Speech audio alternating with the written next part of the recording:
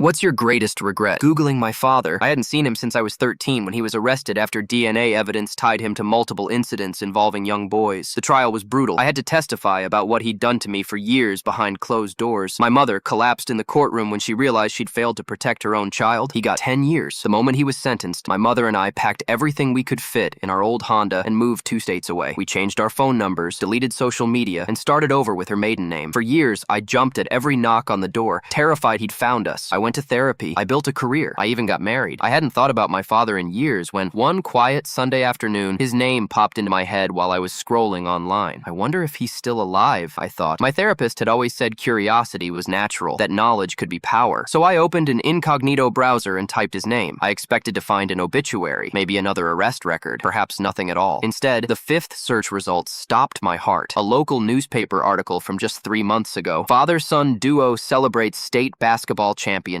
There he was, older, grayer, but unmistakably the man who haunted my nightmares. With his arm around a teenage boy who had his same eyes. My father had a new family, a new life, a son who looked about 16, the same age I was when I finally escaped him. My hands trembled as I read the article. He'd changed his name slightly after prison, just enough to hide his past, but not enough that I wouldn't recognize it. He'd moved to a small town in the next state, married a woman with 2 daughters, had a son, coached youth basketball. I felt physically sick. This monster was around children, around his own children. Did they know? Did his wife know who she'd married? What he'd done? I dug deeper, found social media profiles for everyone in the family. His wife posted constant updates about their perfect family. My half-brother's account was full of basketball highlights and photos with friends. In one photo, my father stood behind him, hands on his shoulders, beaming with pride. The same hands that had hurt me so badly I still had nightmares. The same smile he'd wear before the worst nights began. I couldn't sleep for 3 days. My wife found me at 3 a.m., staring at their profiles, trying to decide what to do. "You need to tell them," he finally said. "If it were you, wouldn't you want to know?" I created a new account and messaged my half-brother. "This will sound strange, but I'm your half-brother. There's something you need to know about our father that could keep you safe." He responded almost immediately. "I don't have a brother. Who is this?" I sent him scanned court documents, newspaper clippings from the trial, and a brief explanation of what our father had done to me and other children. "I'm not trying to hurt you," I wrote. "I just couldn't live with myself if history repeated itself and I'd said nothing." He read the message, but didn't respond. I told myself I'd done the right thing, that the truth, however painful, was better than the danger of not knowing. I tried to let it go, to focus on my own life again. 2 days later, my phone rang at midnight. Unknown number. I almost didn't answer, but something told me I should. It was my father. "He's in the hospital," he said, his voice breaking. "My son tried to run away after what you told him. He got into a car with kids he barely knew. They were drinking. The car flipped on the highway." My blood turned to ice as he continued. "He has a spinal injury. The doctors say he'll never walk again, never play basketball again. His whole future, everything he worked for, gone. All because you couldn't leave the past where it belonged."